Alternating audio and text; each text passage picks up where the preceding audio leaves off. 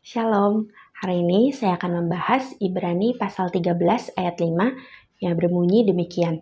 Janganlah kamu menjadi hamba uang dan cukupkanlah dirimu dengan apa yang ada padamu. Karena Allah telah berfirman, aku sekali-kali tidak akan membiarkan engkau dan aku sekali-kali tidak akan meninggalkan engkau.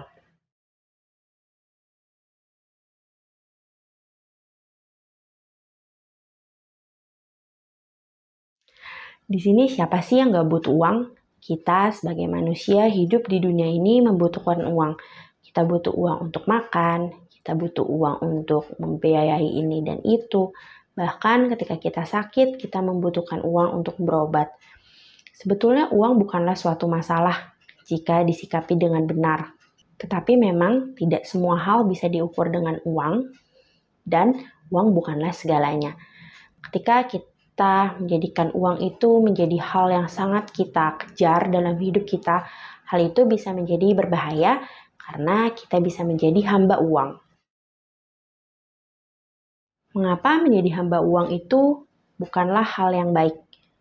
Karena fokus kita menjadi memperkaya diri kita sendiri, bukan lagi fokus kepada tujuan Allah buat kita. Kita sibuk mencari relasi, kita sibuk mencari kegiatan yang menguntungkan untuk kita, dan kita juga jadi tidak peduli dengan orang lain. Kita terus mencari cara untuk memperkaya diri kita sendiri.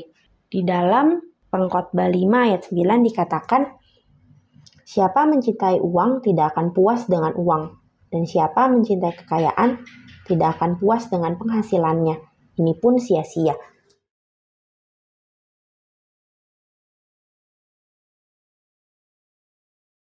Di situ dengan jelas dikatakan siapa yang mencintai uang tidak akan pernah merasa puas. Dia akan terus mencari berbagai cara untuk mendapatkan lebih banyak uang lagi. Lalu mengapa hal itu juga tidak baik? Karena demi mencapai uang, kita bisa menghalalkan segala cara. Kita bisa jadi korupsi, kita bisa memanipulasi, kita bisa berbohong, dan kita bisa melakukan apapun supaya kita mendapatkan uang. Kita jadi tidak peduli dengan aturan, kita tidak peduli dengan orang lain, bahkan kita juga tidak peduli dengan Tuhan. Yang penting kita untung. Dikatakan di dalam Lukas 12 ayat 15, katanya lagi kepada mereka, berjaga-jagalah dan waspadalah terhadap segala ketamakan. Sebab walaupun seorang berlimpah-limpah hartanya, hidupnya tidaklah tergantung daripada kekayaannya itu.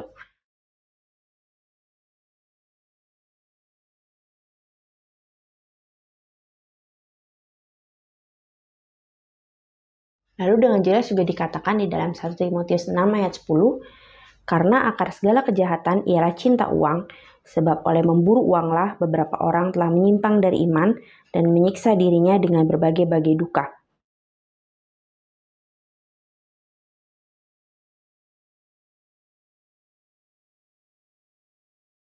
Mengejar uang membuat kita bisa jatuh ke dalam dosa lain, berbagai macam dosa. Hal selanjutnya, ketika kita mencintai uang, kita menjadikan uang itu Tuhan dan tidak mencintai Tuhan kita lagi. Karena jelas dikatakan di dalam Matius 6 ayat 24, tak seorang pun dapat mengabdi kepada dua tuan. Karena jika demikian, ia akan membenci yang seorang dan mengasihi yang lain, atau ia akan setia kepada yang seorang dan tidak mengindahkan yang lain.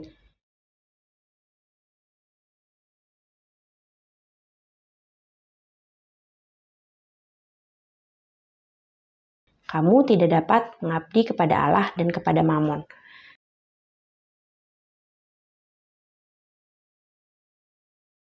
Ketika kita menjadikan uang itu Tuhan kita jadi merasa aman, kita bisa selamat. Ketika kita memiliki uang, kita memiliki kuasa, kita merasa powerful ketika kita memiliki uang. Padahal uang itu tidak akan menyelamatkan kita. Yang bisa menyelamatkan kita hanyalah Tuhan Yesus. Bahkan juga gak sedikit orang yang rela meninggalkan imannya dan melanggar ajaran Kristus demi mendapatkan uang. Saya ada contoh, saya kenal satu orang bapak. Dia itu awalnya memang suka untuk berjudi. Jadi dia judi kecil-kecilan, lalu lama-kelamaan dia merasa kalau dia harus bertaruh lebih besar lagi. Dia melakukan berbagai cara. Dia bahkan tidak mengindahkan peringatan dari istrinya dan dia bahkan pergi ke dukun untuk mencari nomor-nomor buntut agar dia bisa mendapatkan lebih banyak uang lagi. Pada awalnya bapak ini adalah orang yang sangat berkecukupan, dia memiliki banyak harta. Tapi ketika judi itu, cintanya akan uang itu membuat dia sampai kehilangan rumah dan mobilnya dan juga hubungannya dengan keluarganya rusak. Jadi segitu hebatnya cinta akan uang membawa dampak yang buruk bagi hidup bapak itu. Lalu bagaimana seharusnya kita menyikapi uang yang kita miliki? Seharusnya kita menganggap uang yang kita miliki merupakan berkat dari Tuhan. Itu juga merupakan sebuah titipan. Kita bukanlah pemiliknya karena kita hanya pengelolanya. Jadi kelolalah uang yang Tuhan berikan itu dengan bijak, kita kuasai lalu gunakan supaya dapat menjadi berkat bagi sesama dan juga memuliakan nama Tuhan. Lalu kita juga mensyukuri berkat apapun yang sudah Tuhan berikan dalam hidup kita. Sesedikit apapun atau sebanyak apapun, belajarlah untuk bersyukur. Bersyukur dengan apa yang kita punya. Karena sebanyak apapun uang yang kita punya, ketika kita tidak landasi dengan rasa syukur, tidak akan kita merasa cukup. Lalu belajar juga untuk memberi orang lain, agar kita tidak terikat dengan uang yang kita miliki.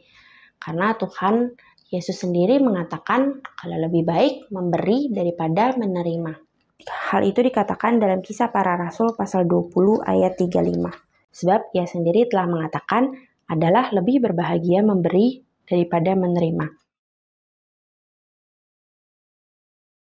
Mari kita lebih mencintai Tuhan dan sibuk mengerjakan pekerjaan-pekerjaan Tuhan daripada kita mengumpulkan pundi-pundi kekayaan di bumi yang pada akhirnya juga tidak akan dibawa pada saat kita mati nanti.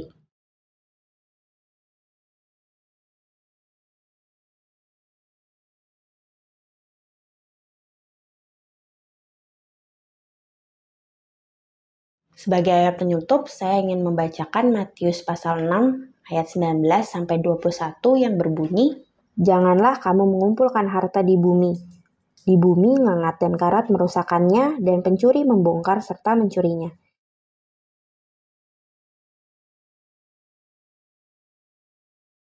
Tetapi kumpulkanlah bagimu harta di sorga.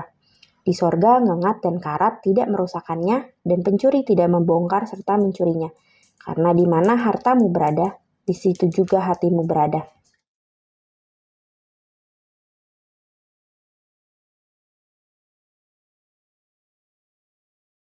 Sekian dari saya. Terima kasih, Tuhan Yesus memberkati.